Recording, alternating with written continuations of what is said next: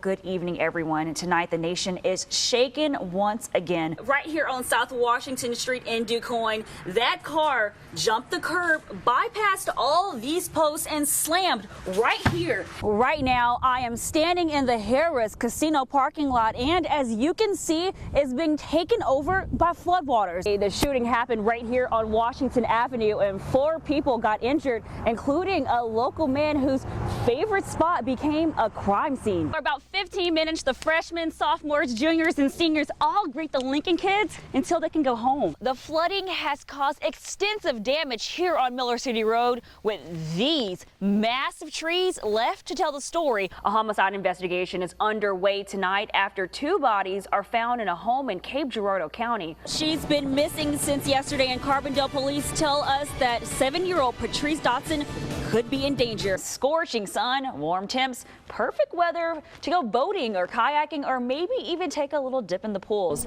This right here is Winston's special, a little bit of sweet and savory.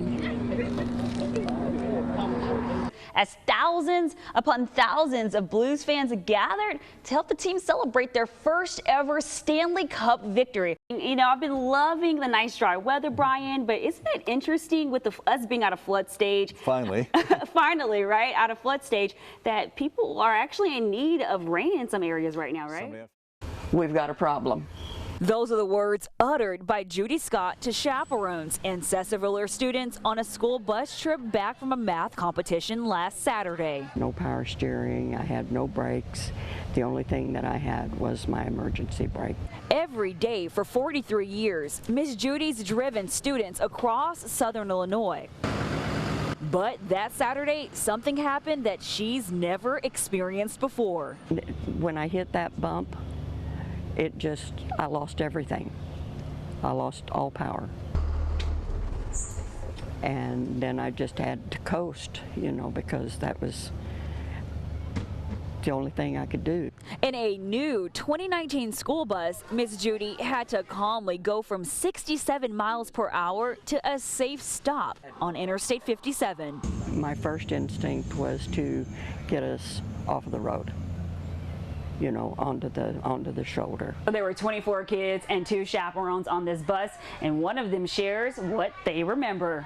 We started going off the road, and at first I thought, you know, oh, we're just hitting the grooves a little bit, and then we kept riding, you know, on the grooves, so the bus was kind of, you know, bumping, and I just thought, oh, maybe it's a flat tire. Professionalism and training and experience that she has, they went a long way. She did an excellent job.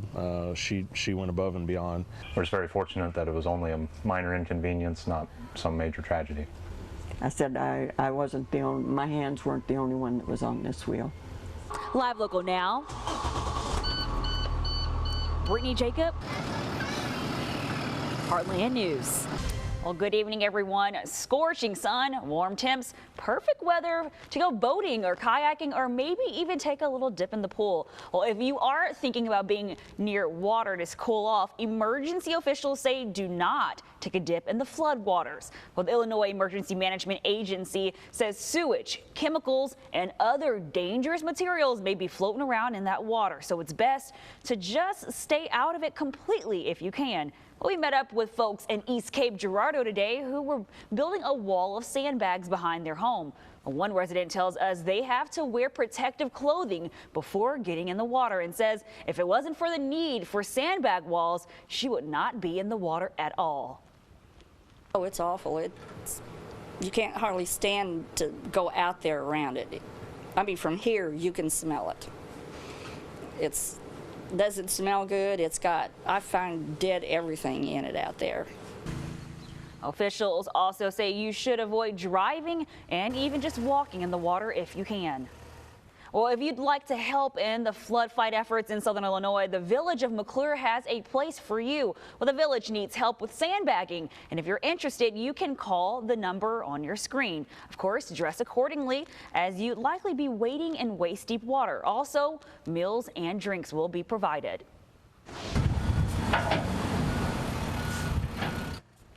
Well, in case you missed it, the Illinois National Guard has a new weapon in the fight against the flooding in Alexander County. The sandbagging machine can make thousands of sandbags in a single day, and it only takes 5 people to operate. Well, the National Guard says there are already more than 120,000 pre-made sandbags on site, and hundreds of tons of sand are being deployed to make more. We're told the machine gives the Guard more flexibility on where they can deliver the sandbags. Is able to drop 30 pounds pre-weighted. It has a counter so we can keep track of production. It'll twist, clamp, and we can move it, eliminating extra energy. As you can see, it's very hot today, so we have them on a good work rest cycle, but we're pushing as many as it'll give us. Officials are doing all they can to keep the evacuation routes open in the area and are encouraging residents to get out while they still can. We're a community of neighbors, so neighbors help neighbors, and that's what we're doing. James Myers is one of the volunteers in McClure at the Spark Ministries, helping neighbors with one blessing box at a time. The blessing boxes are for anyone in the 62957 area code, because we don't know if you've been affected by the water or not. Flooded or not, they are collecting the donations, boxing them up, and going door to door to see if anyone needs a blessing. So these boxes are for everybody in the communities. It helps a lot. I don't know what I'd do without it. Ms. Pat Dickerson, a senior citizen living in McClure with limited income, says her blessing box came at the right time. You know, you don't have the money for everything to drive all the way around or something. It helps a lot. And as for volunteers, they are giving up a lot every day to make sure the community is not without. I haven't been to work in a month. I've been blessed. My employer's working with me. It's just what we do. We see somebody in need and we help. Because Myers says you never know if it could be you or a loved one in need. My brother lost his home. My nephew's homeless. It's not just family, it's friends. It's your 6th grade teacher. It's all part of your story. A story they won't soon forget, and a story they hope has a happy ending. I want us to get back to normal. I want our T-ball teams to be playing ball. I want our kids to go to school. I just want normalcy again.